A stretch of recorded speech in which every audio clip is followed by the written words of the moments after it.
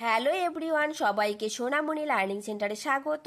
আজকের ভিডিওতে আমি নিয়ে এসেছি ষষ্ঠ শ্রেণীর ভূগোলের রায় ও মার্টিন প্রশ্ন বিচিত্রা থেকে মডেল সেট 5। এর আগে আমি 4টা সেট করিয়েছি, তোমরা দেখোনি, ভিডিও ডেসক্রিপশন বক্সে লিঙ্ক থাকবে, সেখান থেকে দেখে নিও। তাহলে চলো শুরু করা যাক আজকের পর্বটি মডেল সেট 5।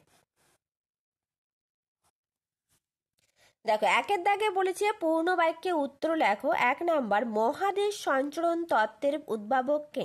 উত্তর লিখবে অ্যালফ্রেড ওয়েগনার। পরের প্রশ্ন 2 দাগ, বায়ুমণ্ডলে কোন গ্যাসের পরিমাণ সব থেকে বেশি? উত্তর লিখবে নাইট্রোজেন। আমি N2 লিখেছি, তোমরা N2 লিখতে পারো বা নাইট্রোজেন লিখতে পারো। নাইট্রোজেন 78.08%। পরের প্রশ্ন 3 দাগ, পৃথিবীর কোন গোলার্ধে জলভাগের পরিমাণ বেশি থাকে? উত্তর লিখবে দক্ষিণ গোলার্ধে জলভাগের পরিমাণ বেশি থাকে। পরের প্রশ্ন 4 দাগ, জলবায়ু বলতে কি বোঝো? দেখো উত্তর, জলবায়ু কোনো অঞ্চলের কমপক্ষে 30 থেকে 35 বছরের আবহাওয়ার গড় অবস্থাকে জলবায়ু বলে। এটা আমি তোমাদের বই থেকেই লিখেছি, টেক্সট বই থেকেই লিখেছি। পরের প্রশ্ন দেখো 5 দাগ, উষ্ণতার প্রসর কি?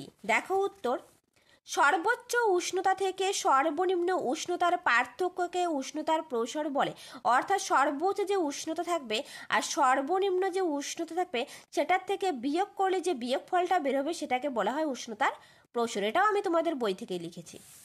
পরের প্রশ্ন 6 দাগ, হিমবাহ কি? দেখো উত্তর, সুনির্দিষ্ট ঢাল বরাবর মাধ্যাকর্ষণ শক্তির প্রভাবে খুব ধীরে চলমান সুবিশাল বরফের স্তূপকে হিমবাহ বলে। এটাও তোমাদের টেক্সট বই থেকেই লেখা। পরের প্রশ্ন দেখো 7 দাগ, বায়ুমণ্ডল বলতে কি বোঝো? চলো আমি তোমাদের টেক্সট বই থেকে দেখিয়ে দেই। দেখো উত্তর, সৃষ্টির বহু কোটি বছর পর পৃথিবীর বাইরেটা বেশ ঠান্ডা হয়ে আসে। তখন আকাশে রাশি রাশি জলীয় বাষ্প ঠান্ডা হয়ে অবিশ্রান্ত বৃষ্টির মতো পৃথিবীতে নেমে আসে। হাজার হাজার বছর ধরে সেই প্রবল বৃষ্টির জলে পৃথিবীর নিচু জায়গাগুলো ভরাট হয়ে সাগর মহাসাগর তৈরি হয়। পৃথিবীর এই বিশাল জলভাণ্ডার নাম বায়ুমণ্ডল। এইটুকু তোমরা লিখে দেবে। তার সাথে বলে রাখি, যদি তোমাদের ভিডিওটা ভালো লেগে থাকে প্লিজ একটা লাইক, শেয়ার অ্যান্ড কমেন্ট করবে। চলো পরের প্রশ্ন। পরের প্রশ্ন 8 দাগ, অধঃক্ষেপণ কাকে বলে? দেখো অধঃক্ষেপণ জলবিন্দু, তুষারকণা প্রভৃতি যখন মাধ্যাকর্ষণ শক্তির টানে ভূপৃষ্ঠে ঝরে পড়ে তখন তাকে অধঃক্ষেপণ বলে। উদাহরণ, বৃষ্টিপাত, তুষারপাত, শিলাবৃষ্টি, এগুলো এক একটাকে অধঃক্ষেপণ। পরের প্রশ্ন 9 দাগ, বিশ্ব উষ্ণায়ন বলতে কি বোঝো? দেখো, এটা আমি তোমাদের টেক্সট বই থেকে দেখিয়ে দিচ্ছি। যানবাহন এবং শিল্প কারখানা থেকে বিষাক্ত গ্যাস বাতাসে মিশছে। এই গ্যাসগুলো পৃথিবীর চারদিকে এমন এক আবরণ তৈরি করে যাতে পৃথিবী থেকে ফিরে আসা তাপ আটকে পড়ে। দিনের পর দিন এই তাপ পৃথিবীর উষ্ণতাকে বাড়িয়ে দিচ্ছে। একে বিশ্ব উষ্ণায়ন বলা হয়। এখান থেকে খুব সুন্দর করে লিখবে। পরের প্রশ্ন 10 দাগ, বেতার তরঙ্গ বায়ুমণ্ডলের কোন স্তর থেকে প্রতিফলিত হয়ে পৃথিবীতে ফিরে আসে? এটা হবে আয়নোস্ফিয়ার। আমি লিখে নিই, দাঁড়াও লিখে দিচ্ছি। তাহলে কি বললাম, বেতার তরঙ্গ বায়ুমণ্ডলের কোন স্তর থেকে প্রতিফলিত হয়ে পৃথিবীতে ফিরে আসে? সেটা হবে আয়নোস্ফিয়ার।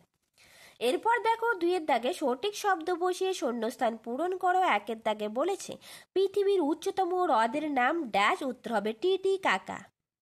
পরের প্রশ্ন 2 দাগ, পৃথিবীর বৃহত্তম উষ্ণ মরুভূমি ড্যাশ মহাদেশে অবস্থিত। উত্তর হবে আফ্রিকা মহাদেশে অবস্থিত। পরের প্রশ্ন 3 দাগ, ড্যাশ নদী পৃথিবীতে সবচেয়ে বেশি জল বহন করে? উত্তর হবে আমাজন নদী পৃথিবীতে সবচেয়ে বেশি জল বহন করে। যদি ভারতের ক্ষেত্রে বলতো তাহলে ব্রহ্মপুত্র হতো। পরের প্রশ্ন 4 দাগ, পৃথিবীর গভীরতম স্থান ড্যাশ মহাসাগরে অবস্থিত। উত্তর হবে প্রশান্ত মহাসাগরে অবস্থিত। আর পৃথিবীর গভীরতম স্থানটার নাম হচ্ছে মারিয়ানা খাত। পরের প্রশ্ন 5 দাগ, ড্যাশ মেঘ থেকে সবচেয়ে বেশি বৃষ্টিপাত হয়? উত্তর হবে কিউমুলো-নিম্বাস মেঘ থেকে সব থেকে বেশি বৃষ্টিপাত হয়। পরের প্রশ্ন 3 দাগ, সঠিক শব্দটি নিচে দাগ দাও। 1 বলছে উষ্ণতার প্রসর বেশি থাকে। সঠিক উত্তরটি হবে অপশনে রাজস্থানে। পরের প্রশ্ন 2 দাগ, পশ্চিমবঙ্গের আবহাওয়া দপ্তর। সঠিক উত্তরটি হবে অপশন বি, আলিপুরে। পরের প্রশ্ন 3 দাগ, বায়ুমণ্ডলে ধূলিকণা আছে বলে আকাশ নীল দেখায়। ধূলিকণা, অপশন সি সঠিক উত্তর। পরের প্রশ্ন 4 দাগ, উচ্চতা বৃদ্ধির সঙ্গে সঙ্গে বায়ুর চাপ কমতে থাকে। অপশন বি সঠিক উত্তর। পরের প্রশ্ন 5-এর দাগ, কয়লা দহনের ফলে কার্বন ডাই অক্সাইড গ্যাস নির্গত হয়। পরের প্রশ্ন 4-এর দাগ, পার্থক্য লেখো। আবহাওয়া ও জলবায়ুর ভেরি ভেরি ইম্পর্টেন্ট পরীক্ষায় আসবে। দেখো তোমাদের টেক্সট বইয়ের 45 নম্বর পেজে খুব সুন্দর করে দেওয়া আছে আবহাওয়া ও জলবায়ুর পার্থক্য, তোমরা এখান থেকে পড়ে নিবে, আমি আর পড়ছি না, ঠিক আছে। চলো পরের প্রশ্ন। তারপর পরিচলন বৃষ্টিপাত ও শৈলক্ষেপ বৃষ্টিপাতের মধ্যে পার্থক্য লিখতে বলেছে। দেখো উত্তর পার্থক্যটা তোমরা এখান থেকে পড়ে নেবে। পরিচলন বৃষ্টিপাত এবং শৈলক্ষেপ বৃষ্টিপাত এটা একটা পার্থক্যই পরপর করে দেওয়া আছে, তোমরা সাজিয়ে গুছিয়ে সুন্দর করে লিখে রাখবে, ঠিক আছে। আর আমি পড়ছি না, তোমরা স্ক্রিনশট করে রাখো। তবু প্রথমটা একটু বলে দিচ্ছি কীভাবে লিখবে। উষ্ণ আর্দ্র বাতাস পৃথিবীর পৃষ্ঠ থেকে উপরে উঠে ঠান্ডা হয়। তারপর লিখবে শৈলক্ষেপেরটা, আর্দ্র বাতাস পাহাড় বা উঁচু স্থানের দিকে ধাবিত হয়, উপরে উঠে ঠান্ডা হয়। এইভাবে একটার পর একটা সাজিয়ে সাজিয়ে লিখবে।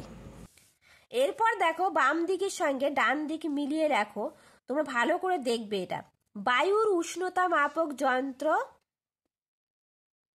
6-এর থার্মোমিটার। 6-এর থার্মোমিটারের সাহায্যে বায়ুর উষ্ণতা মাপা হয়। বায়ুর গতিবেগ মাপক যন্ত্র, বায়ুর গতিবেগ মাপা হয় অ্যানিমোমিটার যন্ত্রের সাহায্যে। বায়ুর চাপ মাপক যন্ত্র, বায়ুর চাপ মাপা হয় 14 ব্যারোমিটারের সাহায্যে। বৃষ্টিপাত মাপক যন্ত্র, বৃষ্টিপাত মাপা হয় রেন গসের সাহায্যে। বায়ু প্রবাহের দিক মাপক যন্ত্র বাত পতাকা। বায়ুর আর্দ্রতা মাপক যন্ত্র হাইগ্রোমিটার। এখানে আমি লিখি নাই, তোমরা লিখে নাও। দেখো আমি লিখে দিলাম উত্তরটা, তোমরা অবশ্যই উত্তরটা লিখে রাখো। এরপর দেখো 6-এর দাগ, নিচের প্রশ্নগুলির উত্তর লেখো। একে বলেছে জলবায়ুর উপাদানগুলি কি কি।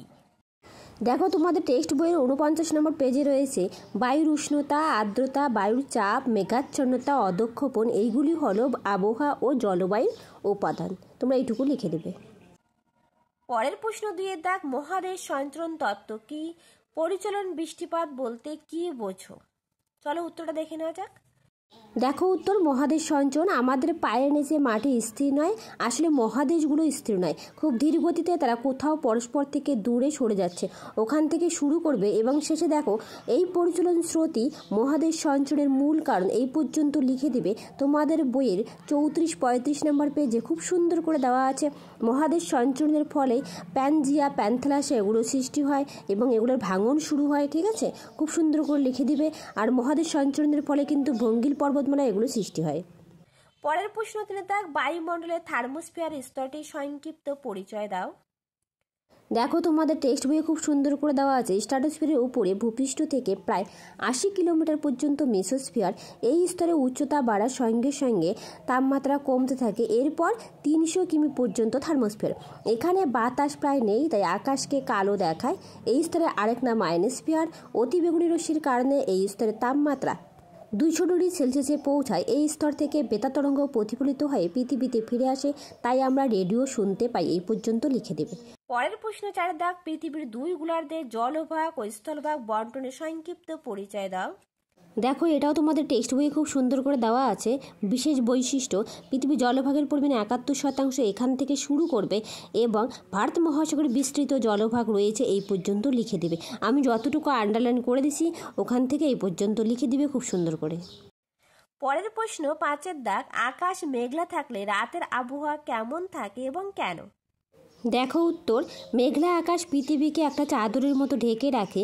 দিনের বেলা যে তাপ পৃথিবীতে এসে পৌঁছায়, আকাশ মেঘলা থাকলে সেই পরিমাণ তাপ রাতের বেলায় বায়ুমণ্ডল থেকে বেরিয়ে যেতে পারে না, ফলে রাতে তাপমাত্রা বেড়ে যায়, গরম বেশি লাগে। এই পর্যন্ত লিখে দেবে। প্রত্যেকটা প্রশ্নের উত্তর টেক্সট বই থেকে দেখানোর চেষ্টা করতেছি, কারণ টেক্সট বই সবার কাছে রয়েছে আর টেক্সট বইয়ের কোনো বিকল্প নেই। এরপর দেখো 7-এর দাগে, নিচের প্রশ্নগুলির বিস্তারিত উত্তর দাও, যে কোনো 4টি। একে বলছে চিত্র সহ জলচক্র পদ্ধতি সম্পর্কে লেখো। দেখো এই প্রশ্নটা খুব সুন্দর করে এখানে দেওয়া আছে। সূর্যের তাপে নদ নদী, জলাশয়, সমুদ্র থেকে জল বাষ্প হয়ে বাতাসে মিশে জলীয় বাষ্প বাতাসে থেকে হালকা জলীয় বাষ্পযুক্ত বাতাস উপরের দিকে উঠে যায়। উপরে ঠান্ডা বায়ুস্তরের সংস্পর্শে জলীয় বাষ্প ঠান্ডা হয়ে ছোট ছোট জলকণায় পরিণত হয় এবং ধূলিকণাকে আশ্রয় করে সেগুলো মেঘে পরিণত হয় এবং সেই মেঘগুলো কী হয়, বড় বড় জলকণায় পরিণত হয়, আরও উপরে উঠে ওই জলকণা ঠান্ডার সংস্পর্শে বরফ কণায় পরিণত হয়। বাতাসের থেকে ভারী বলে সেগুলো আর ভেসে বেড়াতে পারে না, তখন বৃষ্টি বা তুষাররূপে পৃথিবীতে নেমে আসে। এই বৃষ্টির জল নদী বা সমুদ্রে ফিরে আসে, সূর্যের তাপে আবার তা বাষ্প হয়ে বাতাসে মেশে।